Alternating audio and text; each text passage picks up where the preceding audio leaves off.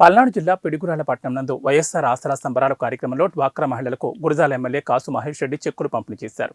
ఈ సందర్భంగా కాసు మహేష్ రెడ్డి మాట్లాడుతూ పిడుగురాళ్ల పట్టణంలో 2014 టు 2019 కాలంలో 10,000 మంది డ్వాక్రా మహిళలుంటే అప్పటి ముఖ్యమంత్రి చంద్రబాబు నాయుడు ఒక్క రూపాయి కూడా ఇవ్వలేదన్నారు.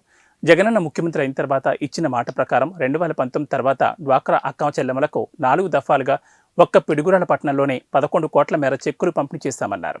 ఈ కాళ్ళ మీద మేము నిలబడి చిన్న చేసుకుంటూ బ్యాంకు నుంచి పొదుపు సంఘాల నుంచి అప్పులు తెచ్చుకొని పనిచేస్తున్నారు. మరి ఆ రోజు డ్వాక్రా సంఘాలకి రుణమాఫీ చేస్తా అన్న చంద్రబాబు నాయుడు గారు పిడుగురాళ్ల పట్టణంలో 10,000 మంది ఉన్నారు. మరి 10,000 మందికి ఎంత రుణమాఫీ చేశాడనేది ఈరోజు మీకు ఇదిగో లెక్కలతో సహా ప్రతిదీ కూడా మనం ఈ బ్రోషర్ అందరికి ఇచ్చారా? మీ అందరికి కూడా ఈ బ్రోషర్స్ ఇచ్చాం.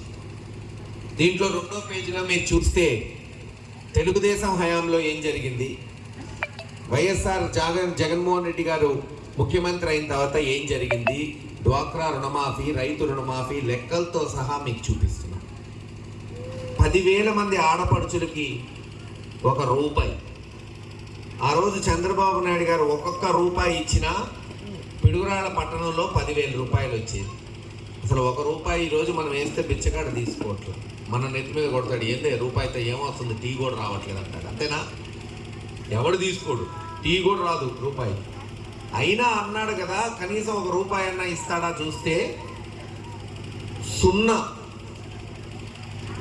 1 రూపాయి కూడా రుణమాఫీ జరగలేదు డ్వాక్రా మహిళలకి, అక్క చెల్లెమ్మలకి 2014 నుంచి 19 వరకు. ఆ రోజు జగన్మోహన్ రెడ్డి గారు మీకు చెప్పారు 2019 మే మాసం వరకు ఎంతైతే రుణం ఉందో దాన్ని వడ్డీతో సహా చెల్లిస్తాను అని. మీ అందరికి గుర్తుంటుంది, 4 దఫాల్లో అది చెల్లిస్తాను అని. ఈరోజు మీరు అడగచ్చు, మరి మహేష్ రెడ్డి ఎంత జరిగింది పిడుగురాళ్ల పట్టణంలో? చంద్రబాబు నాయుడు గారు రూపాయి ఇవ్వలేదులే. అక్షరాల 10,000 మంది అక్క చెల్లెమ్మలకి, 1000 డ్వాక్రా సంఘాలకి 11,98,00,000, దాదాపు 500 సంఘాలకి. ఎక్కడ రూపాయి లేకపోవటం, ఎక్కడ 11,98,00,000 ఆలోచించారు. ఈరోజు మాట నిలబెట్టుకున్నాం. రైతు భరోసా కానీ, సొంత ఇళ్ళు లేని వాళ్ళకి అనేక మందికి ఇక్కడ ఇళ్ల పట్టాలు ఇచ్చాం. ఇదే కాలనీలో పొజిషన్ సర్టిఫికేట్లు మీ అందరు నేను తిరిగితే మీరు అడిగారు, సార్ మా ఇళ్ళున్నాయి కానీ మాకు పొజిషన్ సర్టిఫికేట్లు లేవు, మాకు గవర్నమెంట్ నుంచి ఆర్డర్ కావాలంటే ప్రతి ఇంటికి ఆ రోజున ఇదే స్కూల్లో మీటింగ్ పెట్టి మీలో చాలామంది తీసుకున్నారు. ఎవరెవరు తీసుకున్నారు ఒకసారి చేయొత్తాల పొజిషన్ సర్టిఫికేట్లు. ఎందుకు ఇదంతా అంటే రేపు మీ పిల్లలకి ఆస్తి ఇవ్వాలన్నా, అమ్ముకోవాలన్నా దాని ధర పెరగడానికి ఇచ్చాం.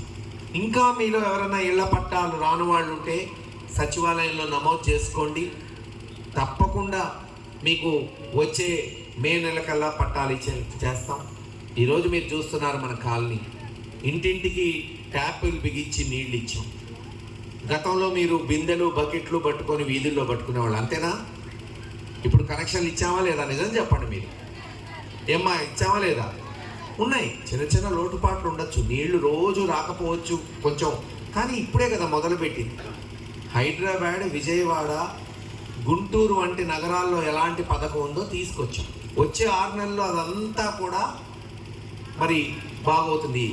ఒక ఇల్లు కట్టాలంటేనే 2 సంవత్సరాలు పడుతుంది. మరి 75 సంవత్సరాల్లో లేనటువంటి తాగునీటి పథకాలు తీసుకొచ్చి నీళ్ళు ఇస్తున్నాం. ఒక 6 నెలల్లో అదంతా కూడా ఒక కొలిక్కి వస్తే పొద్దున 1 గంట, సాయంత్రం 1 గంట హాయిగా మీరు ఏ పనులకు పోయినా, లేదు మీరు ఇంట్లో జస్ట్ బకెట్టో సంపో కట్టుకుంటే దాంట్లో నీళ్లు పడేటట్టు ఉంటాయి. ఇంకా ఏ ఆడపడుచు బకెట్లు బిందెలు పట్టుకోవాల్సిన అవసరం ఉండదు.